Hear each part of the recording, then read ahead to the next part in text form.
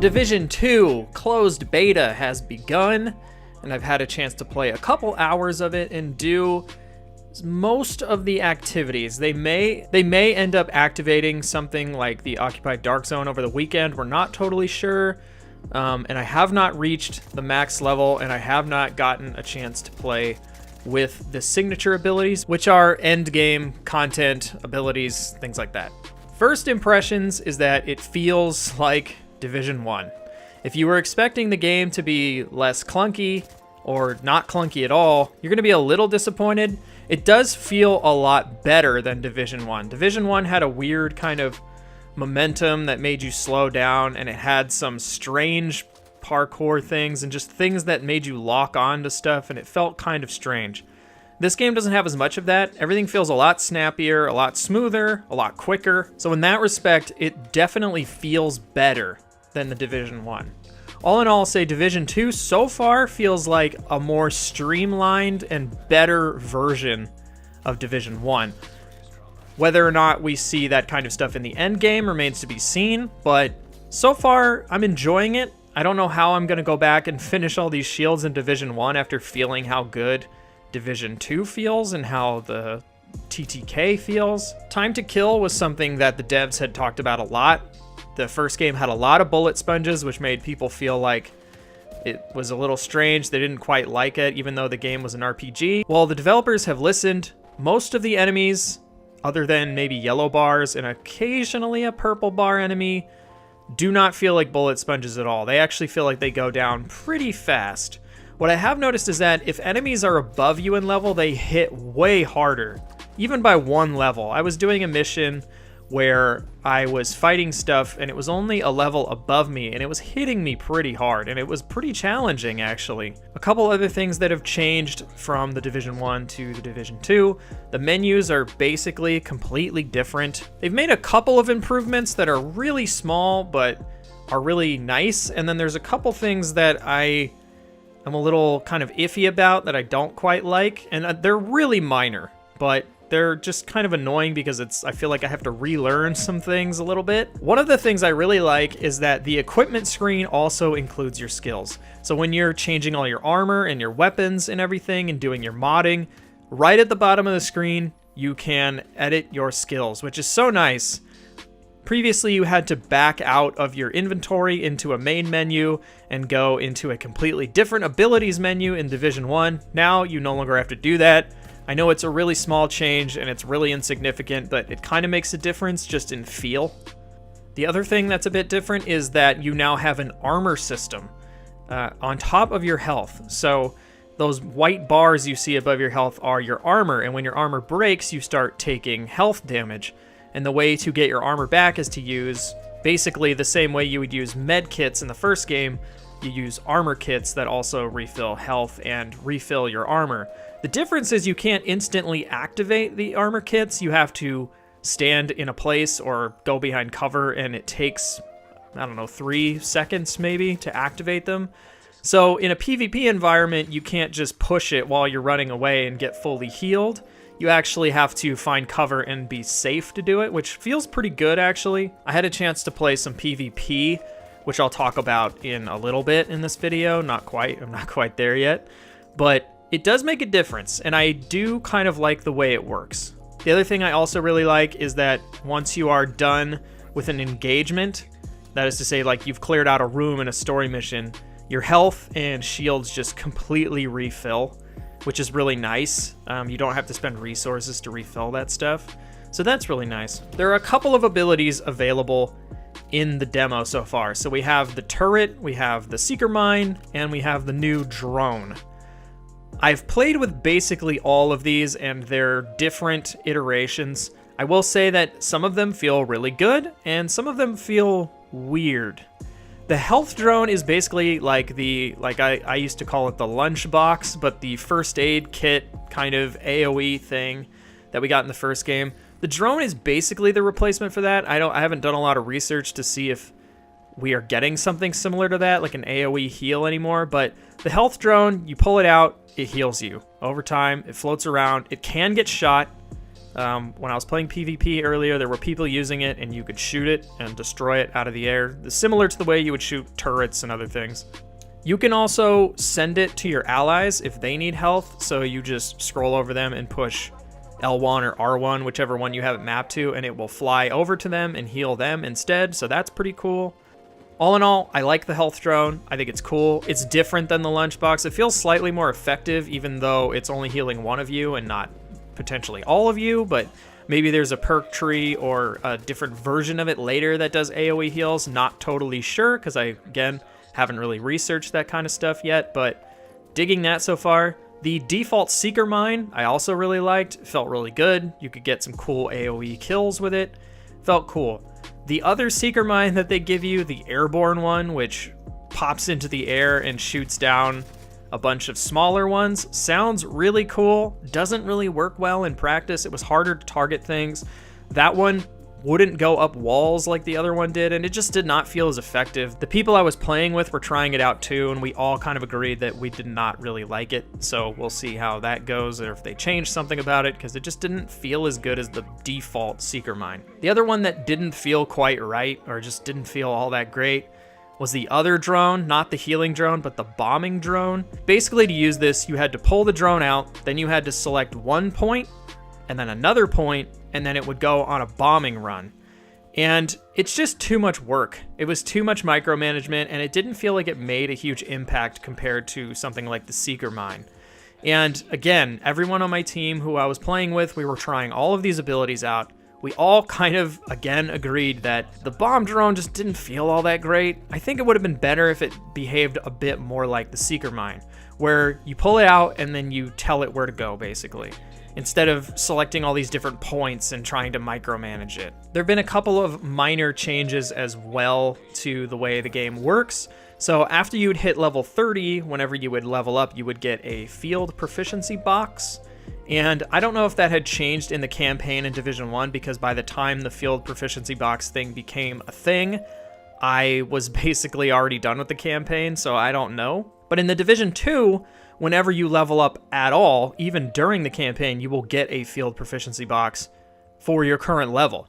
So even leveling will get you some nice gear, which I thought was a really nice change, because then it felt even better. Like, not only am I leveling, but I'm potentially getting, slightly better gloves or something. And I don't know, it felt really nice. That's all I'll say. The new base of operations seems cool. It's in the White House. You have to do projects and recruit people to unlock different rewards and unlock different things like crafting and all that, which is similar to the way it worked in the first one, but it's slightly different in that you have all of these outposts around the map that you have to go liberate and build up, and then the people will eventually come to the White House and offer you different services. In the demo, there is another base you go to, which is in the theater, and by doing stuff in the theater, you get access to a woman who you then recruit to come to the White House, and she unlocks crafting for you. And I'm guessing the game will have more of those around, but in the demo, there's only one of them. So far, the PvE game actually feels pretty fun. It feels a lot like Division 1, except the enemies just don't feel as bullet hosey. They don't feel as bullet spongy. I feel like you can actually take them down and coordinate accordingly, and it just feels really good. I have heard some people say that the end game levels, it does kind of go back to that bullet sponginess, so that's a little disappointing, but we'll see how it goes. Again, I'm pretty optimistic that maybe powering up will change that. Getting endgame gear will make it feel less bullet spongy, like it's an incentive for you to get more powerful. I really hope that's the case. I hope it's not like Division 1, where even when you're 290 and you're playing a legendary mission, it just felt like everything took so long to kill, 3-4 clips, and you're like, I'm supposed to be max power here. I should be tearing through all this stuff, but I'm not. So I hope that they've fixed that kind of stuff. Next up is PvP. I didn't play a lot of PvP in Division 1 because I honestly just didn't really like it. It did not feel great to me. The power kind of mattering and the builds kind of mattering didn't feel amazing. It just kind of felt like if you're not playing this game constantly, you are at a huge disadvantage. I played 2 games of Division PvP, or Division 2 PvP, I should say, And it does feel a lot better. The change to armor means that people aren't just running around and healing themselves and getting into safe places and ganking you. It does feel like if you get the drop on someone, you're probably going to take them down, which feels good. It makes the game feel a lot more tactical in that respect, and the abilities feel really cool to use in PvP. Everything at a balanced level feels pretty good. I don't ever feel like I got taken down because I was at a disadvantage. But again, we're playing this in the open beta. Everyone pretty much has the same stuff. So that's going to be a bit different in the final version. When we actually get the game, it's probably going to behave differently, but we'll see. So far, PvP, it feels pretty good. I enjoy it a lot more than I did in the Division 1. Is it going to be my main focus when playing the Division 2? Probably not, unless there's some cool gear or exotics hidden behind PvP, or I need to do them for missions. I can't see myself spending tons of time in here, but it's not bad. If people enjoyed PvP from the Division 1, I think you'll probably really enjoy the PvP in Division 2. But for me so far, it's fine. It's not bad. Finally, the other thing that's available in the demo, the Dark Zone. I did get a chance to play in the Dark Zone a bunch. I did the Dark Zone opening mission, which I unfortunately didn't get footage of because I had a technical error happen while I was recording and did not notice until way after. So everything you're seeing here is all proper Dark Zone footage. The missions are pretty cool. They kind of just teach you how the Dark Zone works in case you didn't already know. If you already played, it's going to basically be like a private Dark Zone tour. You're going to fight 2 landmarks, and then you're going to get some contaminated gear, and you're going to call the helicopter, but it's going to come immediately, you know, because it's like a private kind of thing. It's like telling you how it works, which is good because they kind of needed that in the Division 1. They didn't really tell you how it worked outside of the text bubble. So I think this is a pretty decent change. Why we're going to have to do them for all of the Dark Zones, I don't really know, especially if they're going to be the same exact thing. It's like, okay, I get how the Dark Zone works. I don't need to do this 3-4 times, but we'll see how that works. I will say the Dark Zone right now, because it is leveled out, does actually feel really good. I was having a lot of fun going into the landmarks and fighting with people and getting pretty good loot. I felt like we were leveling up really fast in the Dark Zone, and our loot tier was going up pretty fast, and pretty soon we were getting blues and stuff, and it was a good time. It was having fun. A lot of the features that got added later in the Division 1 are actually here now at launch, which is really nice. There are Dark Zone supply drops that you can fight over. There are the uncontaminated gear that you get from clearing a landmark, which is really nice for PvE players. I do not know if manhunts are available. I did not see any pop up on screen while that was happening. However, the one thing I did notice is that leveling up in the Dark Zone did not give me a Dark Zone cache. I don't know if that's something that doesn't start happening until, I don't know, maybe level 30, or if it's something they just took out entirely. Also, I did notice that I didn't really see any Dark Zone vendors. That may have changed since the recording of this video. I'm recording this a little bit after playing for a couple hours, but as far as I could tell, I couldn't find a Dark Zone vendor unless I was just blind. So it might be something that's not available in the demo, but I assume that it's something that's going to come back. But all in all, the Dark Zone feels a lot like the Dark Zone in Division 1, except the enemies just aren't as tanky, which is actually nice. I like that. Also, the turrets being near the doors is a nice change. It keeps people from griefing when they're coming in through the door. I like that a lot. All right, I've mostly talked about some of the good. I want to talk a little bit about some of the bad. Now, I want to say that some of these are pretty nitpicky, and a lot of them I'm chalking up to demo problems. This is a build that's very old. It's a couple months old. It's not the final build of the game. So a lot of the problems we're seeing here are probably not going to be in launch, but who knows? We did have some frame rate issues at times. There were some times where texture pop-in was very bad. The game prioritizes frame rates above everything else, which I really appreciate because I am a frame rate person. I want 60 frames or at least 30 at all times. If I drop below 30, I'm getting upset. I'm getting sad.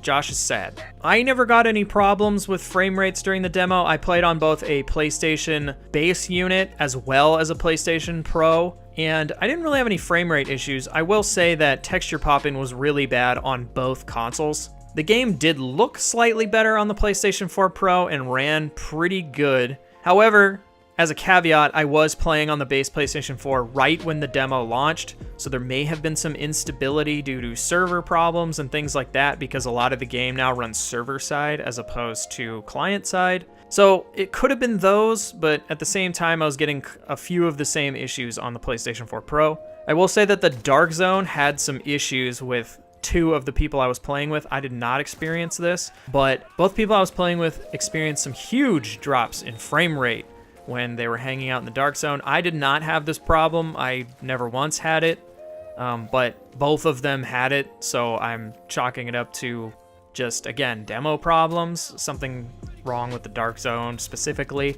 I don't know, but they had to reboot the demo and come back in. I mean, it's a far cry from like Anthem's infinite loading screens, but still. I did have a weird glitch where the sound effect for going up and down ropes just randomly started playing and then would never end. I don't know where it came from.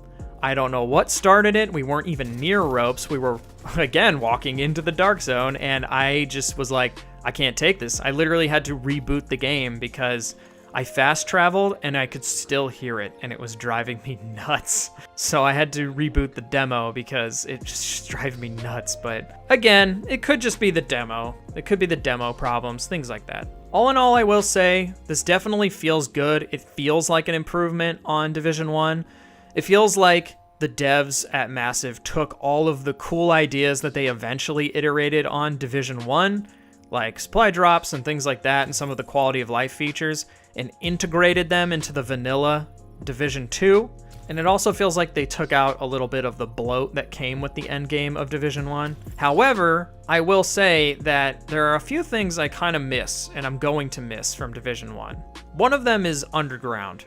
I really love Underground in Division 1. It's a nice way to just turn your brain off and chill and get some loot, get rewarded for kind of just shooting things. And then if you wanted that hardcore challenge, you could bump up the difficulty to make it really hard. But if you wanted to just chill and unlock stuff and have a good time, it was a good place for that because it wasn't really taxing. There isn't going to be anything like that at Division 2, at least at launch. They haven't said anything about it, so hopefully something like that comes down the road. I don't know what the equivalent would be. I guess you could do the sewers and stuff of Washington, D.C. I don't know why it would need to be any different. I realize that New York, it's a big pull. There's a lot of subway trains, and that was sort of the idea, but I mean, there's subways in Washington, D.C., there's sewers, they could do it. It could be fine. The other mode that I'm not really sure how they would pull it off in Division 2, but I really want to see it come back, is Survival Mode. I really love Survival Mode. I think it's really fun. It reminds me of what the original trailer for the Division 1 kind of was. It's that game, but just, expanded upon. I don't know how they're going to do it, not being in a snowy climate, really. It's more of a swampland, so it's hot. It's like, do they change the cold for, like, heat exhaustion, but then do you even worry about the clothes?